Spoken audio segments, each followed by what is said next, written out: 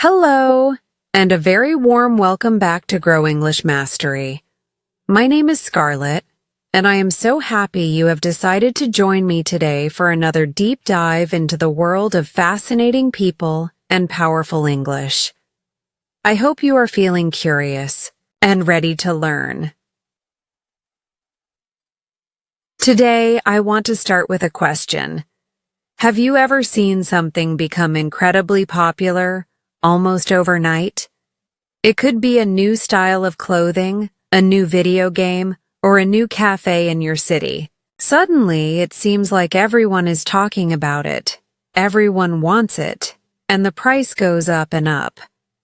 This excitement can be powerful, can't it?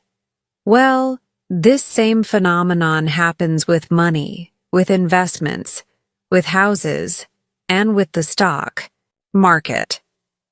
But when it happens in finance, it can be dangerous. It's often called a bubble.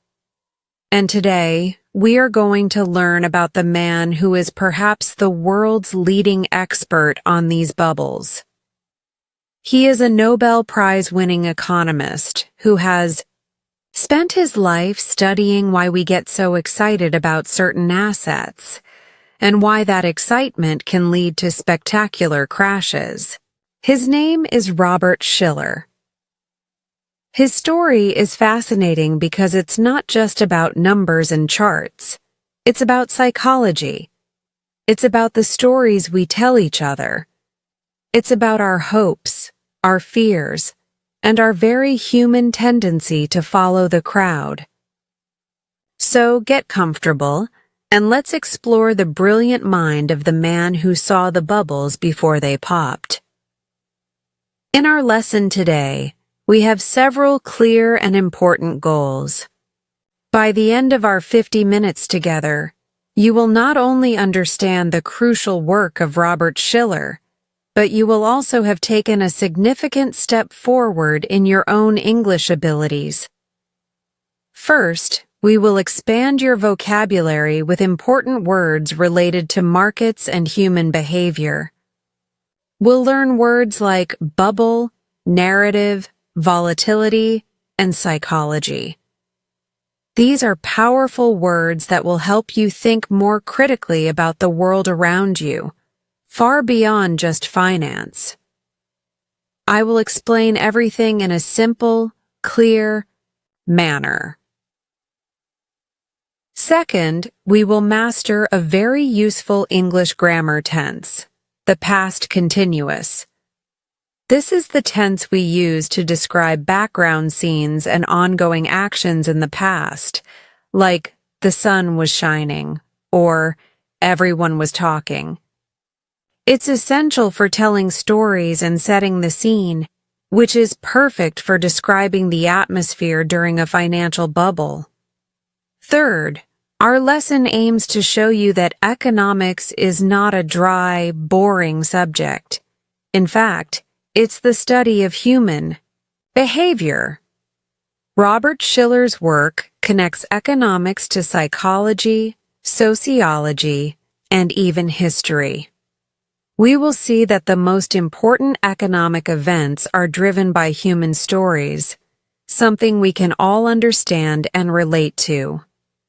Finally, we want to be inspired by his intellectual courage. He was often a lonely voice, warning of danger when everyone else was celebrating. His story teaches us about the importance of independent thought, of looking at the evidence, and of having the courage to be different. So, our goals are set. New vocabulary, essential grammar, a new perspective on economics, and a lesson in courage. Are you ready? Let's begin with the early life of this remarkable thinker. The story of Robert Shiller begins in Detroit, Michigan, where he was born in 1946. His father was an engineer, and his mother was a homemaker. He has described himself as a very thoughtful and sometimes worried child. He was a boy who thought deeply about things. He wasn't always satisfied with simple answers. He wanted to know the why behind things. This innate curiosity and tendency to question assumptions would become a hallmark of his entire career. He was a brilliant student. He went to the University of Michigan and later earned his PhD in economics from the Massachusetts Institute of Technology, or MIT, one of the best universities in the world. He studied with some of the greatest economists of the time. During his studies, the dominant theory in economics was the efficient market hypothesis. This is a fancy term for a simple idea that financial markets are always rational.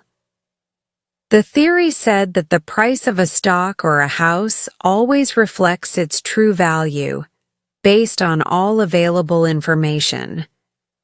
It suggested that bubbles were impossible, because the market was too smart to let prices get crazy. But Robert Shiller was skeptical. He looked at the real world, and he saw that markets were often wild, emotional, and seemed to move in crazy ways. He saw prices for stocks and houses shoot up and then crash down. To him, this didn't look very rational at all. He felt that there was something missing from the standard economic theories, human psychology. After finishing his PhD, he began his academic career, teaching at several top universities, including the Wharton School and the University of Minnesota. But he found his long-term academic home at Yale University, where he has been a professor for decades. From the very beginning of his career, he chose to walk a different path.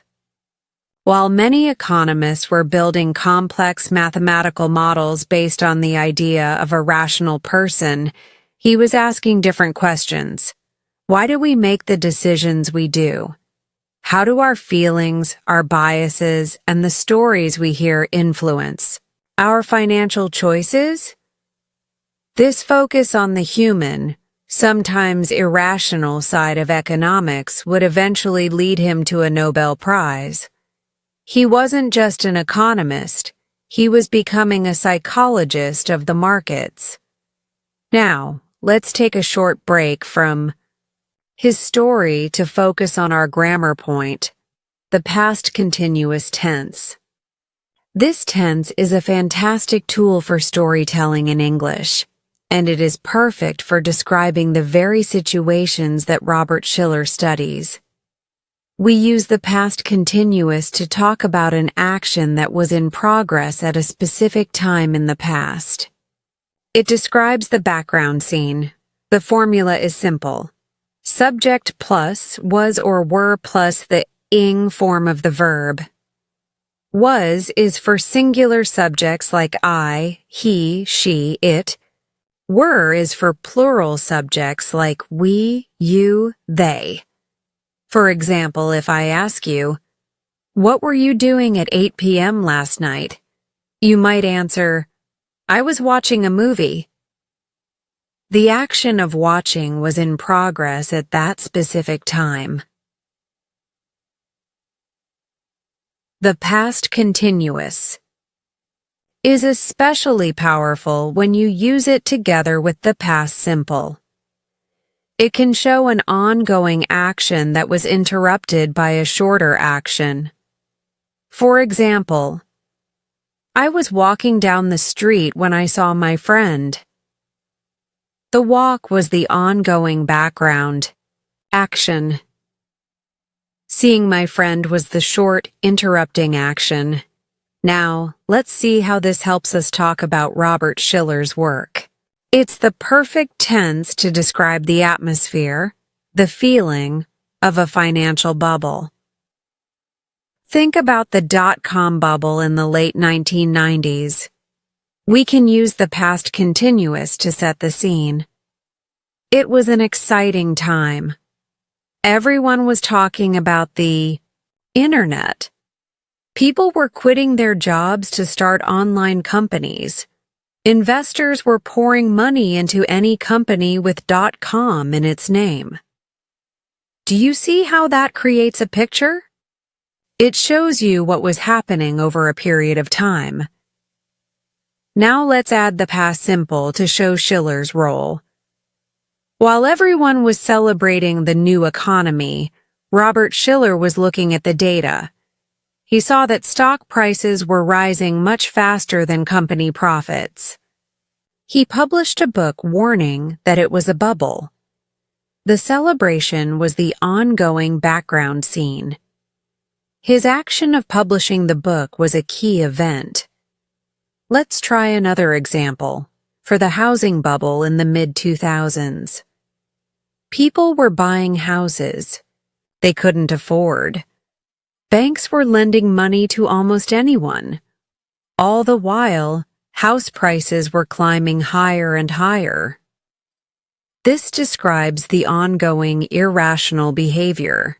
Then we can add, while this was happening, Shiller was publishing his data, showing that house prices had never been so high compared to rent or income. The past continuous is the tense of the scene. It tells us what was going on before the main event, or when the main event happened. As we continue Shiller's story, listen for how this tense helps us paint a picture of the moments he was studying. Now that we have the past continuous tense in our toolbox, let's discuss how you can use Robert Shiller's fascinating work to practice. Your 4 key English skills: listening, speaking, reading, and writing. Active, engaged practice is the path to fluency. First, listening. Robert Shiller has a calm, thoughtful way of speaking. He has given many interviews and lectures that you can find online. I want you to find a short video of him explaining the concept of a bubble. Your listening task is this. As you listen, try to picture the scene he is describing.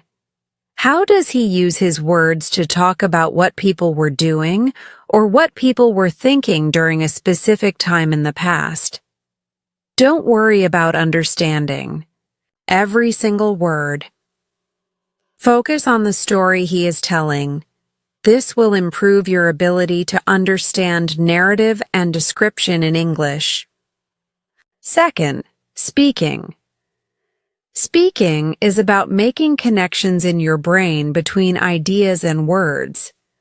I am going to ask you a question about a past event, and I want you to answer it out loud. The physical act of speaking is crucial. Here is the question. Think about the last time you were in a very crowded, exciting place like a concert, a festival, or a sports game. What was happening around you? Take a moment. Now, try to describe the scene using the past continuous. You could say something like, "The band was playing my favorite song. People were singing and dancing all around me. The lights were flashing." Describe what you were doing. "I was trying to take a video with my phone." This exercise helps you practice using the past continuous to paint a picture with your words. Third, reading.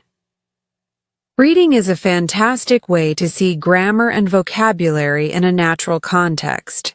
I want you to find a simple article online about either the .com bubble or the 2008 housing crisis.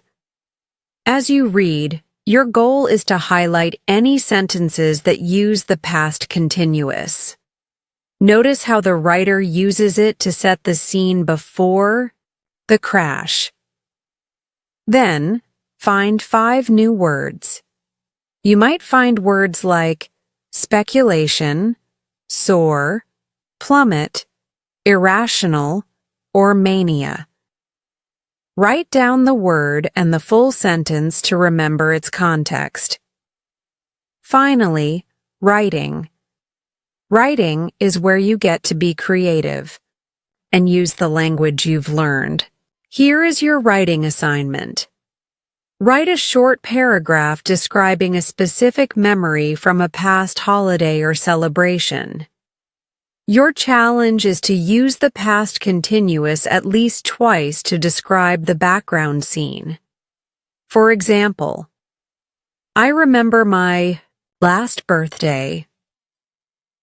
My family and I were sitting around the dinner table. My mother was bringing out a cake with candles, and everyone was singing Happy Birthday. It was a perfect moment. This personal connection makes the grammar much more memorable. By doing these 4 activities, listening for description, speaking, to paint a picture, reading for context, and writing a memory, you are engaging all parts of your language brain. Now, let's dive deeper into the core ideas that made Robert Shiller a Nobel Prize winner. He is truly a bubble hunter, an intellectual detective searching for the causes of market mania. First, what exactly is a financial bubble? Let's define it simply. A bubble is when the price of an asset like a stock, a house, or even a tulip in 17th century Holland soars to extreme levels that are far above its fundamental value. The price is not driven by rational calculations of worth. It is driven by a story, by excitement, and by the belief that the price will continue to go up forever. People buy because they see other people buying and getting rich. This is called herd behavior. But here's the crucial part. Bubbles are unsustainable. Eventually, the story changes, the excitement fades, and the bubble pops. Prices crash down, often very quickly. Robert Shiller became famous for identifying 2 of the biggest bubbles in recent history before they popped. Let's look at the first case study, the dot-com bubble. In the late 1990s, the internet was the new, exciting technology that was changing the world. A powerful story, or narrative, emerged. The story was that the internet created a new economy where the old rules of business didn't apply. People were saying that profits didn't matter for these new internet companies. All that mattered was growth and getting more users. Investors were pouring billions of dollars into any company with .com in its name, even if the company had never made a single dollar of profit. While this excitement was reaching its peak, Robert Shiller was doing his research. In March 2000, he published his famous book, Irrational Exuberance. The title itself was a warning. He used years of data to argue that the stock market, especially tech stocks, was more expensive than it had ever been in history. He was essentially shouting that the emperor had no clothes. Just a few days after his book was published, the dot-com bubble peaked and then spectacularly crashed, wiping out trillions of dollars of wealth. Did he get lucky? Let's look at the second case study, the U.S. housing bubble. After the dot-com crash, money moved into a different asset, real estate. A new story began to spread. This story was that house prices always go up. It seemed safe. People were buying bigger and bigger houses. Banks were making it easier and easier to get loans. While this was going on, Shiller was working on a new project. With his colleague Carl Case, he created the Case-Shiller Home Price Index. This was a tool to accurately measure changes in house prices across the country. Their data showed something alarming. By the mid-2000s, home prices were soaring to levels never before seen, far beyond what could be explained by inflation or income growth. He began warning, in articles and speeches, that the U.S. was experiencing a nationwide housing bubble. Many people dismissed him. But in 2007 and 2008, that bubble popped, triggering the global financial crisis. He had been right again. So how does he do it? This leads to his biggest idea: narrative economics. He argues that to truly understand the economy, we can't just look at numbers. We have to study the stories that people are telling each other. He says that major economic events are often driven by contagious narratives that spread through society like a virus. Whether it's the new economy story of the 90s or the safe as houses story of the 2000s, these narratives shape our beliefs and drive our collective behavior. This idea beautifully connects economics with psychology, sociology, and the power of media. It explains why we, as humans, are so prone to bubbles. The story of Robert Shiller is not just about economics. It's filled with powerful lessons about intellectual courage and how to think about the world. Let's explore some of the inspirational takeaways from his life and work. The most striking lesson is the courage to think independently. Imagine being at a huge party. The music is playing, everyone is dancing and laughing and having a great time. And you are the one person standing in the corner saying, "Excuse me, I think the building is on fire." That is what Robert Shiller did, not once, but twice. While the world was celebrating the dot-com boom, he was warning of a crash. While everyone was getting rich from flipping houses, he was warning of a bubble. This is incredibly difficult to do. It's human nature to want to be liked, to agree with the group. To stand apart and deliver an unpopular message takes immense courage and self-confidence. This is a powerful lesson for all of us. Don't be afraid to question the popular opinion. If you have done your research and you have evidence, have the courage to trust your own judgment, even if it's not what everyone else is saying. The second lesson is the power of data and history. Shiller's warnings were not just vague feelings. They were based on years, and sometimes centuries, of meticulous data collection. He built historical databases of stock prices, dividends, earnings, and home prices. He used this data to show that the situations in 2000 and 2007 were extreme historical anomalies. His motto could be, "In data we trust." This is a crucial lesson in today's world of misinformation. We should try to base our opinions on facts and evidence, not just on emotions or on a story we heard from a friend. When you hear a claim, ask for the evidence. Be a data detective, just like Robert Shiller. The third inspirational lesson is his commitment to making complex ideas accessible to everyone. He is not an academic who only writes for other professors in a secret language. He writes books like Irrational Exuberance and Narrative Economics for the general public. He writes columns in newspapers. He gives interviews on television. He believes that everyone should understand the forces that shape our economies and our lives. He is a teacher for the whole world. This is a wonderful model for communication. The true sign of expertise is not using big words to sound smart. The true sign of expertise is the ability to explain a complex idea in a simple, clear way. This is a goal we can all strive for in our own communication. in English and in our native languages.